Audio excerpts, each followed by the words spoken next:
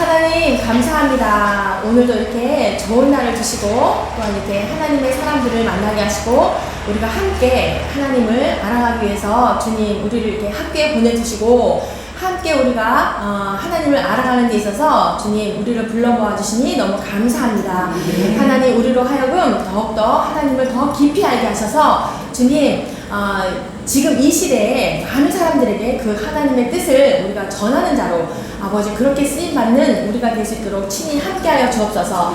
주님 오늘도 우리가 첫 시간입니다. 주님 첫 시간 가운데 더욱더 하나님 우리에게 밝은 눈과 밝은 귀를 주셔서 온전히 하나님 말씀을 다 받아들이는 아버지 귀한 시간이 될 수 있도록 함께하여 주옵소서. 예수님의 이름으로 기도합니다. 아멘. 네.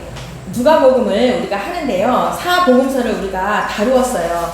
사복음서의 특징이 있다. 그 특징에 따라서 말하는 것이 있다라고 말을 했어요. 그러면서 제일 먼저 쓰인 것이 사복음서에서 마가복음이에요. 그죠? 마가복음을 먼저 쓰였고 그 다음에 이제 마태, 누가, 요한 이렇게 이제 쓰여졌는데 그 연도는 제 책에는 보면은요. 마가복음 같은 경우는 55년도에서 65년대 이렇게 쓰여졌다라고 돼 있어요. 그 다음에는 누가복음인데 59년에서 63년도 그 사이에 쓰여졌다 그렇게 되어 있고요. 그 다음에 마태복음 60년대에서 70년대까지 쓰여졌다. 그리고 요한복음은 80년도에서 95년경에 쓰여졌다 이렇게 되어 있습니다. 이 사복음서에 제가 이걸 하나씩 다 나눠 드렸는데요. 그걸 한번 쭉 살펴보시면은 이런 관점으로 사복음서가 쓰여졌구나 이걸 아시면 될 것 같아요. 그러면서 그 위에 잘 써놨어. 마가복음이 최초의 저서이다 라고 이렇게 잘 써져 있는데 제가 지지난 시간에 이거 설명할 때 그걸 잘 조금 부족했던 것 같습니다. 네, 그래서 이제 요걸로 잘 살펴보면서 이런 주제로 쓰여졌구나 이렇게 아시면 될 것 같아요. 그래서 저희가 이제 누가복음을 배울 건데 누가복음에서는 이렇게 5가지의 주제가 있다라고 했어요. 보편주의다. 그러니까 많은 사람들에게 구원을 주시기 위해서 오셨다라고 보편주의를 쓰셨다. 그리고 소외된 자들에 대한 관심이 많아서 쓰여졌다. 그리고 여성들에 대해서 쓰여진 부분이 많고요. 그리고 빈부 문제와 관련된 구제 명령에 대해서도 많이 써졌다. 그리고 기도와 성령에 대한 것이 누가복음에 기록되어져 있다라고 했어요. 그래서 그리스도의 복음에 이 합당한 삶을 우리가 살아야 되는데 그것이 바로 하나님 사랑이고 이웃 사랑이다라는 것을 되게 강조하였어요. 누가는 어떤 사람이에요? 그죠? 유일한 이방인이었고, 그죠? 안디옥에서 거주했던 헬라인 의사였고, 그리고 디도의 형제였고, 바울과 함께 동고동락을 하면서 굉장히 신실했던 그런 제자였죠. 그러면서 의원으로서 그 재능이 잘 사용되었어요. 이 사역하는 데서 잘 사용되어서 많은 사람들에게 사랑을 많이 받았대요. 우리도 하나님의 일을 하면서 이 부분을 보면서 제가 느끼는 부분이에요. 우리도 하나님의 그 일을 하면서 많은 사람들에게 사랑을 받으면서 우리가 주님의 사역을 했으면 좋겠어요. 때로는 막 우리가 가르치는 입장이다 보니까 조금 이렇게 그러면 안 돼! 이렇게 말할 수도 있고 막 그렇잖아요.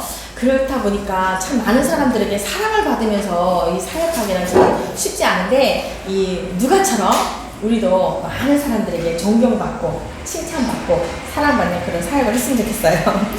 그래서 이제 이 누가는 자기처럼 자신과 같은 그 문화권에 있는 이방인들에게 전하려고 하는 그 관점으로 누가복음을 썼기 때문에 보편주의적으로 구원이 다 이루어진다 이런 말씀으로 전한 거예요.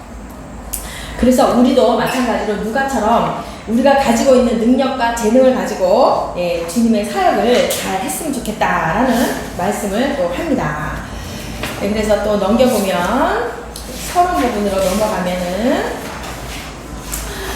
누가복음의 공통점과 특징을 보니까 다 사복음서가 그죠? 동일한 가치와 주제를 가지고 있어요. 그렇지만 누가를 통하여서 나타나는 시각적인 특징이 특별히 있다라고 했습니다. 그래서 우리가 지난 시간에 했기 때문에 그냥 넘어가면서 차이점도 어쨌거나 사복음서가 특징적인 거는 있지만, 그리고 대상이 다 다르잖아요. 그죠? 마태복음은 유대인을 위해서, 마가복음은 로마인을 위해서, 누가는 헬라인, 이방인을 위해서, 그리고 요한복음은 온 세상 사람들을 위해서 이렇게 쓰여졌다라는 그 차이점은 있지만 뭐예요? 다 이렇게 배열하도록 한 것은 다 그 의도는 성령 하나님이시다. 그거를 우리가 아셔야 될 것 같아요. 그 사람이 뭐 누가는 누가가 썼기 때문에 그 사람 관점으로 뭐 마음대로 한 게 아닌가, 이게 아니라 절대적으로 그 의도는 다 성령 하나님이 하신 거라 이제 이렇게 합니다. 그래서 1-2를 보니까 1-2에 누가복음은 그래서 어떻게 다른가, 앞전에도 제가 설명을 했지만 이거는 보편적 구원을 강조했어요. 보편적 구원을 강조했는데, 사실은 마태나 뭐 이런 요한복음을 보면은 그렇지 않잖아요. 그렇게 말하지 않는 부분이 있는데, 누가의 관점은 모든 사람을 위해서 예수 그리스도께서 오셨다, 구원자로 오셨다, 이렇게 말씀이 굉장히 많아요. 그리고 이제 예수님이 이 땅 가운데 오셔서 복음의 메시지를 전하고 모든 이적과 기적을 이렇게 행했던 모든 것들도 모든 사람을 위해서 오셨기 때문에 그렇다라고 이렇게 말씀이 되게 많아요. 그러면서 이제 보니까 족보 이야기도 했었죠. 다른 복음서에는 없는데 마태와 누가에만 족보 내용이 있어요. 우리 한번 살펴보면은 마태복음을 한번 볼까요? 마태복음 1장에 보면은 족보가 나와 있어요. 어디부터 나와 있느냐? 1장 1절에 나와 있죠? 마태복음 보면은 아브라함과 다윗의 자손 예수 그리스도의 계보니라 하고 이렇게 나왔는데, 이것은 히브리 방식으로 하향식 방향으로 이렇게 족보가 나와 있어요. 그래서 예수 그리스도가 태어나시고 그러면서 이제 방향이 그렇게 나왔다는 거고, 다윗의 왕의 계보로부터 이렇게 나왔습니다. 그리고 누가복음은요, 누가복음은 3장에 있어요. 누가복음 3장에 보니까 누가복음 3장 다 이게 의도가 있다는 거예요. 왜 이렇게 왜 거꾸로 했을까? 이제 다 의도가, 성령 하나님께서 다 의도가 있다는 거죠. 누가복음 3장에 있지요? 3장 23절부터 있죠. 23절 여기서도 예수님의 족보가 나오는데, 여기는 어떤 방식? 헬라식 방식으로 밑에서부터 위로. 여기 보니까 예수께서 가르치심을 시작하실 때에 30세쯤 되시니라. 사람들이 아는 대로는 요셉의 아들이니, 이러면서 요셉의 아들, 요셉이니까 마리아 남편을 말하는 거거든요. 그래서 마리아 족보부터 시작을 해서 상향식으로 위로 쭉 올라가면서 하나님까지 나와요. 하나님까지. 근데 아까 마태에서는 다윗의 족보부터 나와서 밑으로 이렇게 나온 거고, 그렇게 조금 다르다는 거죠. 그렇게 나왔어요. 그래서 이 누가복음은 이렇게 누가복음을 족보를 이렇게 마리아 족보부터 이렇게 하나님까지 이렇게 나왔던 부분은 뭐냐? 하나님으로부터 온 첫 아담을 예수님의 족보 앞에 두면서 모든 인류를 향한, 모든 사람을 위한 하나님의 복음을 강조하기 위해서 이렇게 쓰여졌다라는 것을 의도적으로 했다는 거예요. 그래서 사도행전까지 이어져서 그런 말씀이 이어지고 있습니다. 그러면서 이제 누가복음은 다른 복음서와 다른 점이, 첫 번째가 뭐라고 했어요? 병들고 가난한 자에 대한 내용이 많다고 했어요. 특별히 다른 복음서에 없는 부분들이 누가에는 또 많다고 했죠. 병들고 가난한 자에 대한 내용이 많은데, 치유하는 분, 이 예수님은 치유하는 분이다라고 이렇게 묘사하는 부분이 많다라고 했어요. 누가복음 17장 11절에서 19절 말씀에 보면은 10명의 나병 환자를 고치신 사건을 보면은 알 수 있다는 거죠. 10명의 나병 환자를 고치신 사건과 또 어떤 거? 가난한 자들에 위한 또 관심이 되게 많았어요. 가난한 자들에 대한 관심이 되게 많았는데, 그 내용을 보면은 누가복음 4장 18절을 보면 누가복음 4장 18절. 네, 이렇게 예수님은 이런 자들을 위해서 왔다라는 표현을 많이 했다는 거예요. 제가 읽어보면 주의 성령이 내게 임하셨으니 이는 가난한 자에게 복음을 전하게 하시려고 내게 기름을 부으시고 나를 보내사 포로된 자에게 자유를 눈먼 자에게 다시 보게 함을 전파하며 눌린 자를 자유롭게 하고. 네, 이렇게 가난한 자에 대한 관심을 많이 나타냈죠. 그리고 6장 29절 누가복음 6장 29절 보면은 네 29절에서 31절까지인데요. 너의 이 뺨을 치는 자에게 젖밤도 돌려내며 내 겉옷을 빼앗는 자에게 속옷도 거절하지 말라. 내게 구하는 자에게 주며 내 것을 가져가는 자에게 다시 달라 하지 말며 남에게 대접을 받고자 하는 대로 너희도 남을 대접하라. 너희가 만일 너희를 사랑하는 자만을 사랑하면 칭찬받을 것이 무엇이냐. 여기까지네요. 31절까지네요. 네, 이렇게. 또 7장 22절 볼까요? 7장 22절에도 보면은 병든 자와 가난한 자에 대한 관심이 많았다는 것을 누가복음에 많이 나타났다는 거예요. 7장 22절을 제가 볼게요. 예수께서 대답하여 이르시되 너희가 가서 보고 들은 것을 요한에게 알리되 맹인이 보며 못 걷는 사람이 걸으며 나병 환자가 깨끗함을 받으며 귀 먹은 사람이 들으며 죽은 자가 살아나며 가난한 자에게 복음이 전파된다 하라. 네, 이 말씀이 되게 많다는 거예요. 누가복음에는. 또 12장 33절 12장 33절 네, 너희 소유를 팔아 부자하여 낡아지지 아니하는 배낭을 만들라. 곧 하늘에 든 바 다함이 없는 보물이니 거기는 도둑도 가까이 하는 일이 없고 좀도 먹는 일이 없느니라. 네. 또 하나 더 보면 14장 12절에서 14절까지예요. 14장 12절에서 14절까지 보면은 또 자기를 청한 자에게 이르시되 내가 점심이나 저녁이나 베풀거든 벗이나 형제나 친척이나 부한 이웃을 청하지 말라. 두렵건대 그 사람들이 너를 도로 청하여 내게 가품이 될까 하노라. 잔치를 베풀거든 차라리 가난한 자들과 몸 불편한 자들과 저는 자들과 맹인들을 청하라. 네, 이렇게. 그 다음에 또 있죠. 누가복음 18장 22절에 보면은 예수께서 이 말을 들으시고 이르시되 내게 아직도 한 가지 부족한 것이 있으니 내게 있는 것을 다 팔아 가난한 자들에게 나눠주라. 네, 이렇게 가난한 자에 대해서 관심이 많은 말씀을 많이 기록했다는 거예요. 그리고 이제 부에 대해서도 있죠. 부자에 대해서도 적용되어 있는데 누가복음 12장 13절에서 21절까지의 미련한 부자에 대한 내용도 언급을 했어요. 그러니까 잘 써라 이런 거죠. 재물을 잘 써라, 가치 있게 써라 이 얘기죠.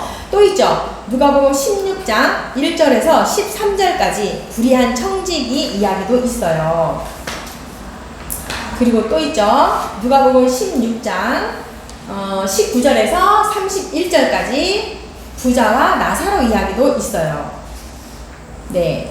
그러면서 예수님이 나사렛 지역에서 이 이사야 말씀을 읽으면서, 그죠? 이사야 61장 1절, 2절 말씀을 읽으시면서 내가 온 목적은 가난한 자에게 복음을 전하기 위해서 오셨다. 이런 말씀을 합니다. 그 말씀은 누가복음 4장 18절에 있죠. 이렇게 예수님께서 이렇게 말씀을 했어요. 그 다음에 또 특징이 뭐예요? 두 번째로는 소외된 자들에 대한 관심이 많았어요. 특히 아이와 여인들에게 관심이 또 많았어요. 그 로마 시대 때는요, 부모들이 이 아이들을 되게 쉽게 버렸대요. 근데 강조를 한 거예요. 아이들과 여인에 대해서 강조를 하는 말씀이 많다는 거예요. 누가복음 18장 16절에 보면은 예수님이 이런 말씀을 하죠. 어린아이가 내게 온 것을 용납하고 금하지 말라. 하나님 나라가 이런 자의 것이니라. 이렇게 말씀을 했습니다. 네. 그리고 또 어린아이에 또 관심이 많은 것이 또 있어요. 누가복음 8장 49절에서 56절 보면은 여기도 야이로 그 해당장의 그 딸 이야기가 나오거든요. 여기도 이제 아이에 대해서 이렇게 구원한 사건이 나오죠. 그리고 누가복음 9장 37절에서 43절까지 다 그냥 메모를 해 두시면 네, 좋겠습니다. 누가복음 9장 37절에서 43절까지 귀신 들린 아이 이야기도 거기에 나오고요. 그리고 9장 46절에서 48절까지 네, 어린아이를 영접한 것이 그가 하늘나라에서 큰 자니라 이렇게 또 말씀을 합니다. 네, 또 있죠. 뭐 예전에는 더 그랬나 봐요. 남성 우월주의 이때도 보면은 굉장히 여성들이 천대를 받고 그랬는데요. 누가에만 또 기록됐다고 하잖아요. 엘리사벳의 이야기와 마리아 이야기가 있는데요. 누가복음 1장 볼까요? 1장 5절 누가복음 1장 5절 이 두 여인의 사건이 누가에만 기록이 되어 있는데 봅니다. 1장 5절에서 7절까지 5절에서 7절까지 보면은 엘리사벳 이야기가 나오죠. 그리고 또 24절에서 25절에도 보면은 엘리사벳 이야기가 나옵니다. 그리고 마리아 이야기도 네 군데나 나오는데요. 마리아 이야기도 누가복음 1장 39절에서 45절까지 나오고 그 다음에 누가복음 2장 5절에서 7절까지 여기도 마리아의 이야기 나오고 2장 19절에서 20절에도 마리아 이야기 그리고 2장 34절에서 35절까지도 마리아 이야기가 나옵니다. 그리고 성전의 안나 이야기가 나오죠. 성전의 안나 이야기는 2장 36절에서 38절까지 36절에서 38절까지 그죠? 다니엘의 딸 안나라 하는 선지자가 있어 나이가 매우 많았더라. 이 이야기도 성전의 안나 이야기는 다른 데도 있어요. 네. 그리고 나일성 과부 이야기 누가복음 7장 11절에서 17절까지 나와 있고 그리고 예수님의 그 사역을 함께 섬겼던 여인들의 이야기도 수도 없이 나와요. 8장 2절에서 3절 8장 2절 3절인데요. 제가 한번 읽어볼게요. 또한 악기를 쫓아내신가 병 고침을 받은 어떤 여자들 곧 7 귀신이 나간 자 막달라인이라 하는 마리아와 헤롯의 청지기 구사의 아내 요한나와 수산나와 다른 여러 여자가 함께하여 네 이렇게 여인들을 강조하는 말씀도 누가에 많았다는 거예요. 그리고 누가복음 13장 10절에서 17절 보면은 여기도 18년 동안 병중에 앓았던 그 여인의 이야기가 나오죠. 네, 이 여인의 이야기도 누가에만 나왔다는 거예요. 그리고 예수님이 십자가에 못 박혔을 때 울었던 예루살렘의 여인들의 이야기가 누가복음 23장 27절에서 31절까지 이렇게 나옵니다. 이렇게 누가는 아이들과 여인에 대한 이야기도 많이 기록했다는 거예요. 여기서 이제 우리가 성전의 안나 이야기를 했으니까 하나 우리가 알고 가면 좋을 것 같아요. 우리 예수님을 처음 만난 사람들을 우리 한번 볼까요? 예수님을 처음 만난 사람들. 제가 예전에는 그 이제 성탄절 되면은 그 연극 같은 거 하잖아요. 그러면 다 이제 동방박사 말 타고 동방박사가 이렇게 나오잖아요. 그 뮤지컬을 뭐 연극을 하거든요. 교회 사잖아요. 저도 했거든요. 그래서 동방박사인 줄 알았어요. 처음에 본 사람이. 근데 보니까 누가복음 2장 볼게요. 누가복음 2장에 다 나와 있거든요. 누가복음 2장 8절에서 14절.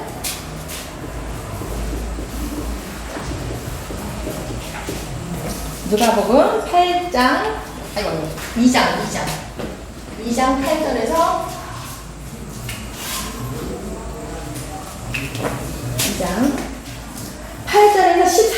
가사인데요. 8절만 읽어볼게요. 그 지역의 목자들이 밤에 밖에서 자기 양떼를 지키더니 쭉 보니까 뒤에 영광이 그들에게 비추매. 네, 목자들이 먼저 갔어요. 이 목자들이 레갑 후손이라고 그러죠. 그래서 베텍 게렘의 목자들.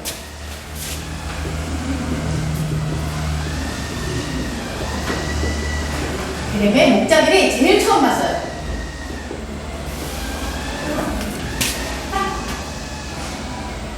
레갑의 후손들.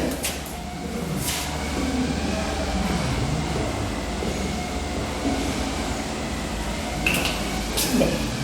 수백 년을 기다렸다는 거예요. 수백 년을 기다려서 네, 예수님을 만났다는 거예요. 그리고 두 번째로 만난 사람이 25절부터 쭉 밑으로 나와 있는데요. 뭐라고 되어 있냐면은 예루살렘에 시몬이라 하는 사람이 있으니 이 사람은 의롭고 경건하여 이스라엘의 위로를 기다리는 자라. 성령이 그 위에 계시더라. 네, 시몬이에요. 힐레류의 아들.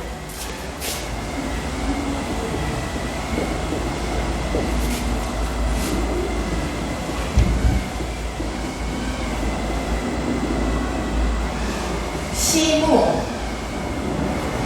네. 두 번째로 본 사람이 시몬이에요. 이분은 뭐라고 되죠? 평생을 기다렸대요. 평생을. 그리고 또 2장 36절에서 39절 쭉 보면은 36절만 제가 읽을게요. 또 아셀 지파 바누엘의 딸 안나라 하는 선지자가 있어. 나이가 매우 많았더라. 그가 결혼한 후 7해 동안 남편과 함께 살다가 가부가 되고 84세가 되었더라. 이 사람이 성전을 떠나지 아니하고 주야로 금식하며 기도함으로 섬기더니. 네, 바누엘의 딸 안나.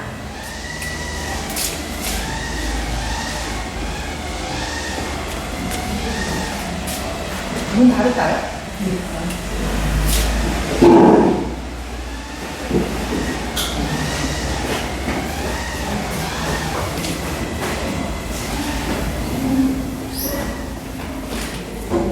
네, 이분은 84세가 되도록 금식하면서 기도했어요. 되도록 기도했다는 거예요. 그 다음이 이제 마태복음 2장에 나와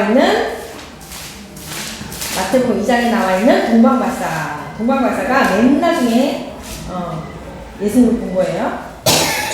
2장에 쭉 동방박사 이야기가 나오죠. 마태복음 2장.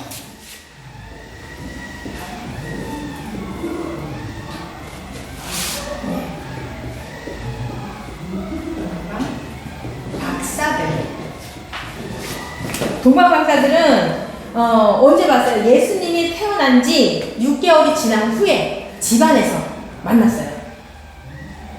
근데 마국간에서 우리 막 연극하잖아요. 이렇습니다. 요걸 보면서 그렇게 저도 동방박사인 줄 알았어요. 처음에. 이렇게 예수님을 처음 만난 사람이 이렇다는 거예요. 목자들, 그 다음에 시몬, 안나, 그 다음에 동방박사. 네. 그래서 누가를 보면은 이런 것들이 되게 상세하게, 그쵸? 이 세 인물들은 다 누가복음에 기록되어 있잖아요. 되게 현실적으로 누가는 이렇게 잘 기록을 한 것 같아요. 그리고 세 번째로는 사회에서 소외를 받고 천대받는 이들을 위한 관심이 많았다는 거예요. 그러면서 이제 그런 비유를 많이 썼잖아요. 누가복음 15장에 보면은 잃은 양의 비유. 이거는 이제 마태복음에 나와 있어요, 같이. 근데 또 15장에 같이 잃어버린 동전 이야기가 나오죠. 그거는 이제 누가에만 있어요. 그리고 또 15장에 탕자의 비유가 나오거든요. 그것도 누가에만 나와 있죠. 그리고 19장에 네, 삭개오 이야기도 누가복음에만 나와 있어요. 이렇게 누가는 모든 사람을 위해서 예수님이 오셨다는 것을 굉장히 강조하면서 사회로부터 천대받고 소외받은 이들의 이야기도 이렇게 많이 기록이 되어 있다는 거예요. 그리고 네 번째로는 이방인에 대한 관심이 많았어요. 이거는 지난 시간에 제가 잘 이야기해 줬어요. 그죠? 누가복음 4장 말씀을 해서 살았다 한 가구 이야기, 시리아 사람 나아만 이야기, 백부장의 종 이야기, 그리고 이방인들 그 나중된 자 이야기, 그리고 백부장 이야기. 이들이 다 이방인이었잖아요. 그러니까 이렇게 이방인에 대한 관심도 굉장히 많이 기록을 누가에서는 많이 했습니다. 그리고 1-3으로 가서 1-3 누가복음에만 기록된 부와 관련된 비유들을 볼게요. 누가복음에만 기록된 부와 관련된 비유들인데요. 첫 번째 보니까 선한 사마리아인 이야기하고, 두 번째 미련한 어리석은 부자 이야기, 그 다음에 불의한 청지기 이야기, 다 누가복음에만 있어요. 그리고 부자와 나사로 이야기, 이렇게 이 부와 관련된 이야기들이 이렇게 네 가지가 있는데 누가복음에만 나타난다는 거예요. 근데 선한 사마리아 이야기는요, 마태하고 마가복음에도 있어요. 근데 약간 질문이 다르다는 거죠. 여기 누가에서는 어떻게 질문을 하냐 볼까요? 누가복음 10장 25절, 누가복음 10장 25절. 네, 어떤 율법 교사가 일어나 예수를 시험하여 이르되, 선생님, 내가 무엇을 하여야 영생을 얻으리까? 영생 문제를 묻는 거예요. 누가에서는. 그럼 마태하고 마가는, 마태 22장, 마태복음 22장 34절.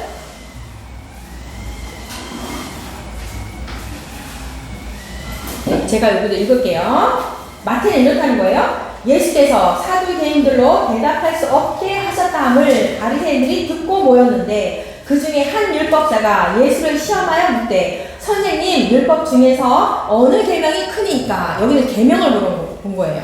어떤 게 가장 큰 계명입니까? 이렇게 물었다는 거예요. 그리고 마가복음에도, 마가복음 12장에도 있거든요. 마가복음 12장 28절. 여기도 마찬가지예요.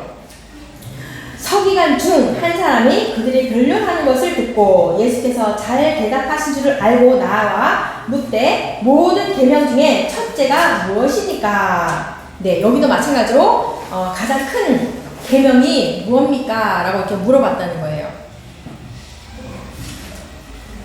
그래서 이제 좀 다르죠.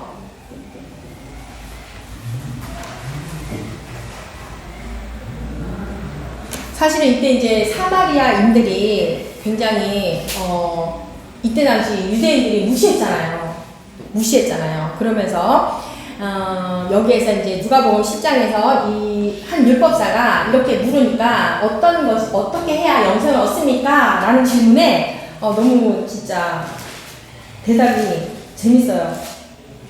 내 마음을 다하고 목숨을 다하고 힘을 다하여 뜻을 다하여 이러면서 내 이웃을 내 자신같이 사랑하라 하였나이다 라고 했더니 예수님이 뭐라고 해요? 내 대답이 옳다. 그러면 그렇게 행하라. 이렇게 했더니 29절에 보니까 그 사람이 자기를 옳게 보이려고, 자기를 드러내려고 예수님께 일부러 물어봤다는 거죠. 그러면서 그러면 내 이웃이 누구입니까? 이렇게 물었어요. 다 예수님을 시험하기 위해서. 그랬더니 여기에서 그 이제 비유로 들으신 거죠. 어떤 사람이 예루살렘에서 여리고로 내려가다가 강도를 만났는데, 그러면서 제사장, 레위인, 이 사마리아인 이 비유로 두면서 비유로 말씀을 하신 거죠.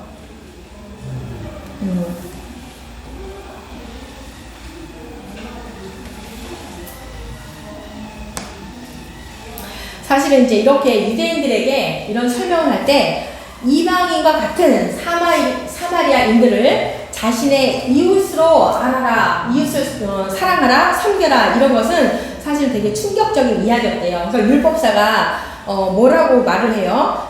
여기서 선한 사람이 그럼 이 중에 누구냐라고 예수님의 질문에 사마리아인입니다 라고 말을 해야 되는데, 그렇게 말하지 않고 자비를 베푼 자니이다 이렇게 대답을 합니다. 되게 이제 이 유대인들에게는 충격적인 거예요.